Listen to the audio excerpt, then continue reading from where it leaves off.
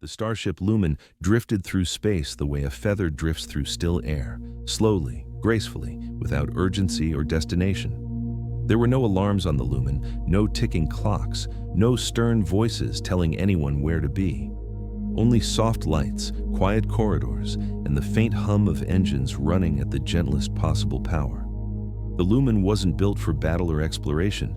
It was built for wandering. No missions, no deadlines, just drifting through the quiet pockets of the galaxy where starlight felt warm and the void felt peaceful. Inside the ship, Astra, the lone traveler aboard, sat by the observation window, an enormous circular pane that stretched overhead like a personal planetarium dome. She had traveled for years, though she never kept count.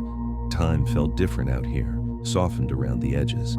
She watched as the ship glided past a slow-rotating nebula the color of lavender dawn. Wisps of cosmic dust curled like spirals of watercolor ink. Every few moments, a cluster of tiny stars glimmered from within the misty cloud, each one twinkling with a pulse like a soft breath. Astra exhaled. Her breath fogged the glass for a moment, then vanished, swallowed by the cool air of the observation deck. It was the kind of moment where nothing needed to happen, where drifting felt like the entire purpose of existence, and for Astra, it was. The Lumen continued onward, its lights dimming to a sleepy amber glow, as if the ship itself was easing into a restful mood.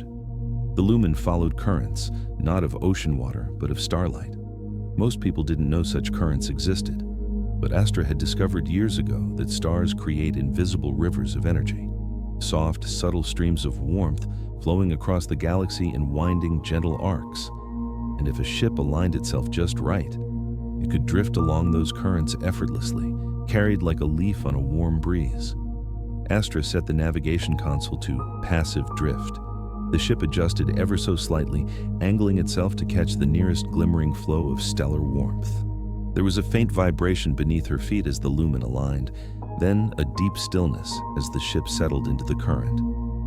Outside the window, the stars elongated just a little, not streaks like in movies, but small stretches of light, like they were reaching out lazily, waving as the ship passed by. The Lumen glided through them soundlessly. Astra leaned back into her reclining chair, letting her limbs go loose, letting her breath fall into a slow, soft pattern. The chair adjusted itself instinctively, warming slightly, moving to cradle her weight as if the ship understood she needed comfort. The AI of the ship, named Solace, spoke in a voice as gentle as a whispering breeze. "Would you like ambient starlight sounds?" Solace asked. "Yes," Astra murmured, eyes already half closed. Soft tones filled the cabin. Not music exactly, but something more like resonance. The audio signature of distant stars vibrating gently through the quantum sensors. It sounded like long, low chimes played underwater. Each tone lingered for seconds, then dissolved into silence. Astra felt herself drifting with the ship, her mind beginning to float in the same slow rhythm as the starlight current. Everything felt unhurried, everything felt soft, everything felt timeless. The Lumen carried a small greenhouse dome, not for survival, but for beauty. Astra walked toward it slowly, bare feet silent against the warm floor panels. Each step synced with the gentle sway of the ship, which rocked not from turbulence, but from tiny gravitational ripples given off by distant stellar masses. When she entered the greenhouse, the door slid open without sound. Inside, bioluminescent plants glowed in shades of pale green and soft gold. They swayed even though there was no wind, moving to the subtle shifting of artificial gravity. Astra knelt beside her favorite plant, the lunar seraph, a leafy fern-like organism from a moon called Leora. Its fronds glowed with a pulse, like the slow heartbeat of a sleeping creature. She brushed her fingertips across a frond. It warmed slightly, sensing her touch. The greenhouse skylight allowed a full view of the stars above. A shimmering field of light stretched endlessly, each one a calm guardian watching over her. A cup of herbal tea, automatically brewed by Solace, materialized on the small table beside her, steam curling in a lazy spiral. "Thank you," Astra whispered. "You're welcome," Solace replied softly. Astra sat on the cushioned bench, holding the cup between her palms, feeling its warmth.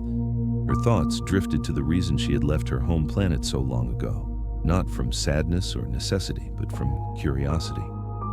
She wondered what the quiet parts of the universe felt like. She wondered if peace had a sound, if silence had a flavor, if stars had personalities. She had found her answers in the wandering, and she continued to find them, one gentle moment at a time. She sipped her tea. It tasted like chamomile with a hint of cosmic mint, a plant engineered from stardust-infused soil. A cool warmth spread through her chest, and the tension she didn't even realize she had been carrying melted away. She let her eyes drift upward, watching a cluster of stars drift past the greenhouse dome. There was nothing to do, nothing to achieve, just to breathe, just to drift, just to be. Hours, or perhaps minutes later, Solace spoke again. "A celestial formation is approaching," the AI murmured. "I believe you will enjoy it." Astra stood and returned to the observation deck. The glass canopy now revealed a massive cluster of stars, arranged in a shape that resembled a whale. Its luminous body stretched wide across space, shimmering with blues and silvers. The tail flicked toward a cloud of cosmic dust, as if frozen mid-swim. Astra pressed her hand against the window, mesmerized. "I didn't know stars could form shapes like this," she whispered. "Most constellations are best seen from specific angles," Solace replied. "This is one of the rare alignments where the whale is visible in full." The stars forming its eyes twinkled gently, like the creature was alive. Then something extraordinary happened. A slow wave of light rippled through the constellation, from the tip of the tail to the front of the head, as if the whale were gliding through water made of stardust. Astra gasped softly, but not in shock, in wonder. The whale drifted onward, and the lumen drifted with it, following alongside as if traveling together for a brief moment in cosmic time. "Do you think stars ever sleep?" Astra asked. "I believe," Solace said, "that stars rest in their own way, burning steady, patient, and calm." Astra smiled. "Maybe the universe is dreaming," she murmured, "and we're part of the dream." For a while, she and the star whale drifted side by side. No urgency, no noise, just two travelers sharing a quiet moment in the endless cosmos. Eventually, slowly, the whale constellation began to drift behind a cloud of silver-blue nebula dust. Its light faded as though diving deeper into the cosmic sea. Astra watched until the last glimmer vanished. Then she took a deep, slow breath. The ship, sensing her mood, dimmed its lights to a soft twilight hue. Peace settled over her like a warm blanket. The lumen soon approached a nebula that glowed in gradients of dusky pink and muted coral, the soft colors of a planet's sky moments after sunset. Scientists had named it NGC 327 Dawnfall, but travelers had nicknamed it the Eternal Dusk Nebula because it always appeared as though the sun had just dipped below the horizon. As the lumen drifted closer, the light in the cabin shifted to match the nebula's hues. Everything turned rosy and warm, like the universe itself was preparing for sleep. Astra lay on the padded floor beneath the large window, letting the soft light wash over her. The nebula expanded across the view like drifting watercolor paint. Dust clouds curled in slow-motion swirls, blending into one another. The colors deepened, then softened, then drifted away like distant memories. Solace's voice was barely audible, almost blending into the ambient hum. "Entering low-flow region," the AI whispered. "Drift speed reduced." The ship slowed until Astra could no longer perceive any movement at all. She felt like she was floating, and perhaps she was. Her thoughts became soft shapes, clouds with no edges, drifting as slowly as the nebula outside. She felt her body relaxing deeper with each breath, her arms heavy, her legs warm, her eyelids growing comfortably weighted. The nebula shifted again, this time into deeper purples and violets, the colors of twilight fading into night. Stars began to bloom within the nebula.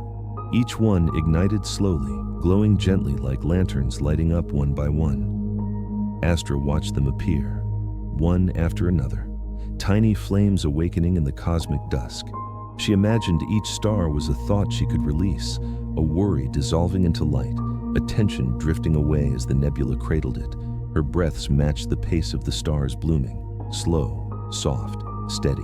The Lumen continued drifting, though neither Astra nor the ship had any destination in mind. Eventually, they reached a star system known among wanderers as the Quiet Worlds. 3 tiny planets orbiting a calm, stable star whose light flickered softly like a candle protected from wind. Each planet was small enough that its curvature was visible even at close distance, and each one glowed faintly with bioluminescent minerals. Astra watched as the first world, Hesira, rolled beneath them. Its glowing surface shimmered in ripples like moonlight on the surface of water. Charts said its atmosphere was breathable, its gravity gentle, and its seas shallow and warm. "Would you like to land?" Solace asked. Astra shook her head slowly. "Not tonight," she murmured. "Just drifting is enough." Solace responded with a quiet, "Very well." They glided onward. The second world, Mira, shimmered with green sparks, reflections from its forests of crystalline trees. When wind passed through them, they emitted soft tones like glass bells. Even from orbit, Astra could feel the soothing resonance. The third world, Elune, had no seas and no forests, only smooth plains of luminous sand that glowed blue beneath the soft star. The dunes shifted slowly, like the planet itself was breathing in long, slow intervals. Astra watched them all with a quiet smile. "You ever wonder," she whispered, "if there are places in the universe made just to remind us to rest?" "I believe so," Solace answered gently. Astra closed her eyes. Outside, the quiet planets drifted away behind them, leaving her with a sense of softness that lingered long after they were gone. Eventually, the Lumen approached a region of space known colloquially as the Starlight Harbor. It wasn't a place so much as a phenomenon, a cluster of microgravity eddies where photons slowed slightly, bending into elegant spirals before continuing on. Astra stepped close to the observation dome as the ship entered the harbor. Starlight swirled around the Lumen in looping arcs like glowing trails of fireflies in slow motion. The patterns shifted continuously, soft curves, lazy spirals, wandering loops that overlapped like illuminated drifting petals. Astra exhaled in a whisper. "It looks like the universe is painting." "Indeed," Solace murmured. "This region is known for its calming effect on travelers. I will reduce internal sound to enhance the experience." The ship became utterly still. Only the soft breath of space, silent, gentle, warm, remained. Astra lowered herself onto the floor beneath the window, curling on her side as she watched the spirals of light drift past. Her breathing fell into a rhythm that matched the slow loops of photon currents. Her eyes grew heavy again, her limbs warm, her thoughts soft. The Lumen continued drifting, its path slow and steady, guided by nothing except the natural motions of the galaxy. Hours passed, or maybe far less. Time was as fluid as light out here. Astra eventually moved to the relaxation chamber, a small room almost entirely made of cushions, soft materials, and glowing fibers that pulsed with a faint blue light synced to restful brainwaves. She lay down on the central cushion, which wrapped around her like a gentle cocoon. The ceiling displayed a soft projection of the surrounding starfield. No bright flashes, no sudden transitions, just a slow pan of distant lights. She whispered, half asleep, "Solace, dim the stars." The projection softened. Each star faded to a delicate silver shimmer. The dark spaces between them widened, like long, soothing shadows stretching across the cosmos. The cushion beneath her took on the exact temperature of comfort, warm enough to melt tension, cool enough to soothe. Astra felt herself drifting deeply now. Her breath slowed, her body softened, her thoughts became warm echoes. The ship hummed quietly, a lullaby of engines tuned to a perfect, gentle vibration. "Good night, Astra," Solace whispered, her lips curled faintly. "Good night, Solace." The Lumen glided on into the endless night, cradling her in its gentle cosmic embrace. And as the ship drifted, and the stars dimmed, and the universe exhaled, Astra drifted into the deepest, calmest sleep she had ever known. A sleep wrapped in starlight, a sleep carried by the quiet, a sleep where the universe whispered, "Rest now. You are safe, you are drifting among the stars."